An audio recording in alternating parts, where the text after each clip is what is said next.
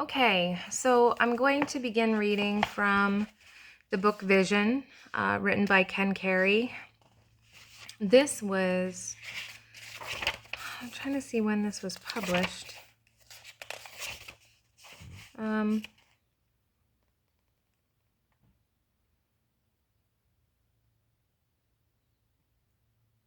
okay, this copy is 1985.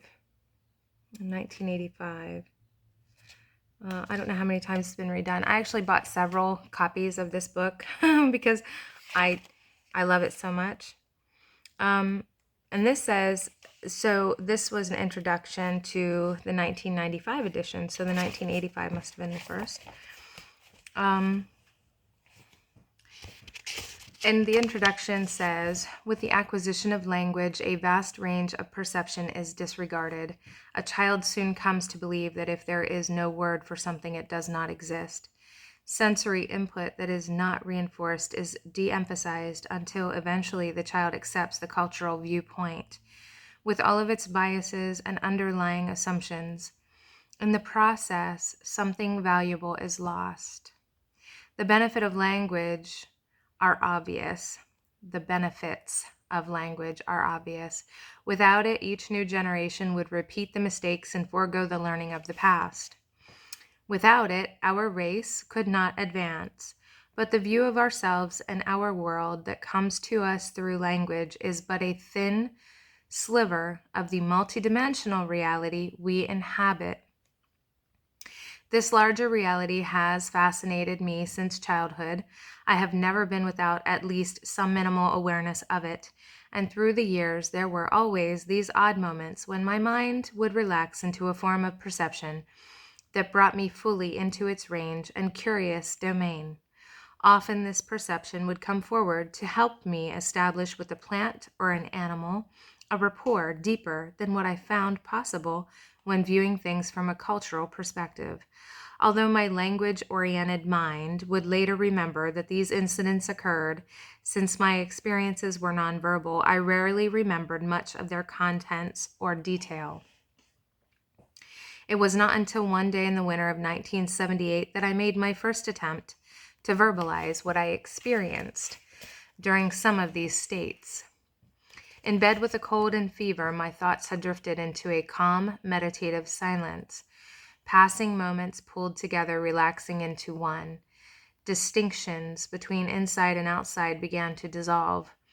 On a level beyond words, beyond the surface froth of passing events, on a level deep in the ocean of being, I experienced myself as an energy and my body as an intertwining of sun and soil. Was this the awareness of the newborn and the very young? Everything that touched my senses, every nuance of sound and light, every object in the room felt as intimate to me as the lungs through which I breathed, as inseparable as personal. Insights did not come as flashes, but as things I had always known. Truths so obvious it was hard to believe I could have forgotten them, but I had and might again. Could this awareness be expressed, articulated, recorded in words? Language only limits perception when its terms are taken too seriously. Taken lightly, the attempt to find words to record our impressions can help us to perceive more fully. Verbalizing this awareness would challenge me to clarify my experience of it, yet its very nature seemed to defy definition. To translate it into symbolic characters on sheets of paper would be like trying to channel a river through an hourglass. The very impossibility of the task intrigued me. I put a new ribbon in the typewriter. During the 11 days that followed, I wrote my first book, The Starseed Transmissions. I wrote that book and the companion volumes that followed to help me remember what I too often forget, that I inhabit a world far richer and more complex, far more potent and beautiful than the one superimposed by the interpretations of a species whose consciousness has yet to catch up with its capability. While our technology has brought us to the moon, our thinking has remained clouded by assumptions formed in a primitive world of treetops and savanna. Our languages have conditioned us to see the earth through a filter of the past, a murky glass of mammalian wants and needs. We repeat the errors of history, forgetting that history is just a habit and can, like any habit, be changed. The 4 starseed volumes, which include the third millennium, combine to form a preliminary outline of a work in progress, a planetary work of biological art soon to become conscious of itself in a new and historically unprecedented way. Certain chapters in these volumes speak of the past, others of the future. All relate to the present. Like the pages of a blueprint, some chapters show the northern view of the work in progress, others the southern, eastern, and western. Return of the Bird Tribes provides examples of people whose passion for the truth revolutionized their societies. White Buffalo Calf Woman introduced the sacred pipe ceremony to the Sioux, the great peacemaker forging the Iroquois Confederacy. The overview of planetary evolution recorded in Vision complements these historical insights with a first-person singular narrative quite different from the plural used in the starseed transmissions and the third millennium. But differences define the spokes of a wheel, and without them, our world would not turn. Oh, that's nice. To fully awaken, the earth requires each of us a blade of grass, a gull, a passing cloud, a squirrel, a dolphin, an oak tree. Spiritually, our race is superior to none of these. Yet this truth is misapplied if it causes us to overlook our potential or underestimate our uniqueness. For better or for worse, we influence the earth more than any other species. More often than not, our historical influence has been destructive. Our survival and the survival of countless species now hinges on making the changes in consciousness that will end this cycle. The starseed material addresses the habits of perception that lie at the root of destructive human behavior, and the moment-to-moment awareness that can bring our influence wholly into the realm of the creative. Except for the occasional assessing of individual memory records, the awareness I experienced while transcribing this series did not differentiate between you or I, you, and we. It was unable to comprehend our over-literate use of these terms and seemed to regard language rooted in such rigid divisions of self as little better than primate babble. Whatever success I have had expressing an awareness so antithetical to the implicit assumptions of language would not have been possible without the help of intermediary forms of intelligence. Over time, I came to think of them as informational beings. What they truly are is not so easily labeled. They describe themselves as condensations of consciousness in a sea of universal being, temporal embodiments of eternal qualities, ever-changing in form and content, yet consistent in the qualities they represent.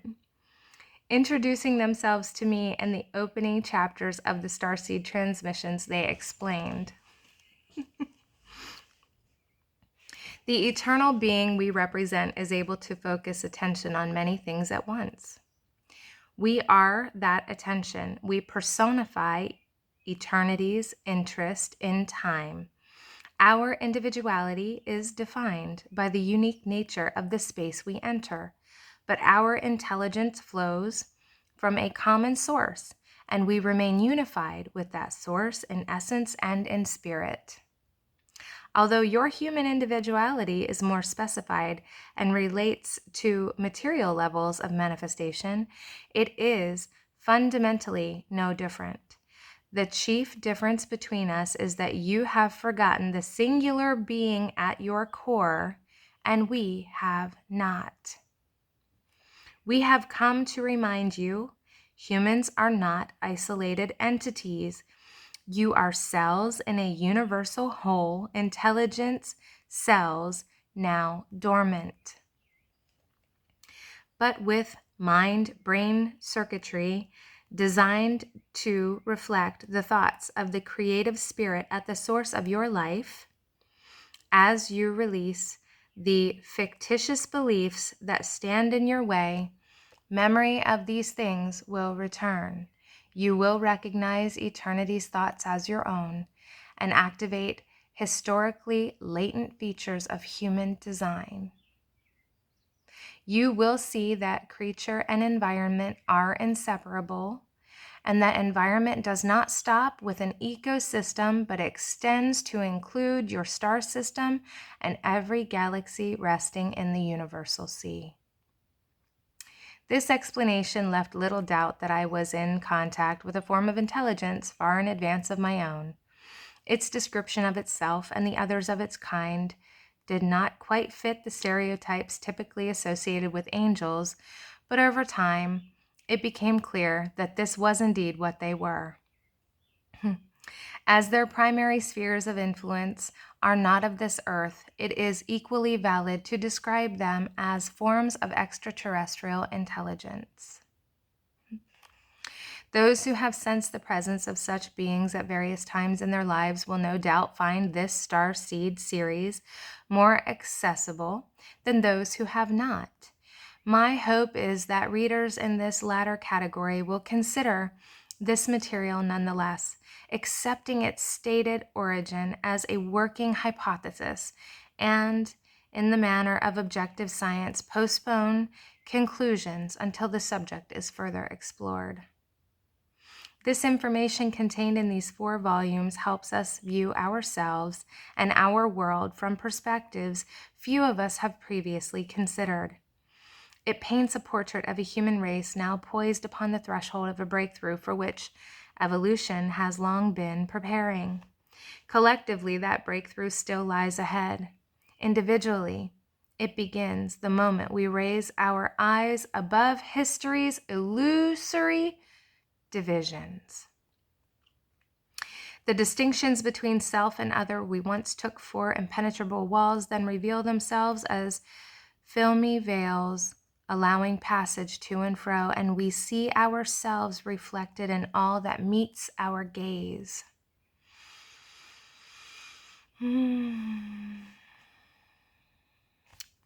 This blue and white sphere floating so alive through space is, after all, an intensely intimate place. Its rhythms pulse within our bodies, our gardens, our seasons. As our minds and hearts also attune, our vision clears, we see the world anew. Plants arrange molecules and patterns inspired by the light of our nearest star. Oceans rise to greet the moon. A biosphere plays with endless variations, mingling earth and sun, time and eternity, balancing matter and spirit in uncontrollable lives. Evolution moves toward balance in consciousness as well as in form. Nature is a vast network of interwoven intelligence. These starseed volumes address our inborn, though historically latent, ability to access it. They represent an early translation of the thought circulating in a unified field of awareness that has long been bubbling up through the Earth's biology. They provide a glimpse of our possible human future and hint at the choices that may lead us there. Above all, they celebrate the extraordinary nature of much we have taken for granted. The heavens in our wildflowers and the universes in each grain of sand. So that was the introduction. I'm going to stop this recording here. I will go ahead and read the preface. I'm not sure when, So if you're interested in this, tune in later. So again, this was the introduction to vision, a call to create a new world.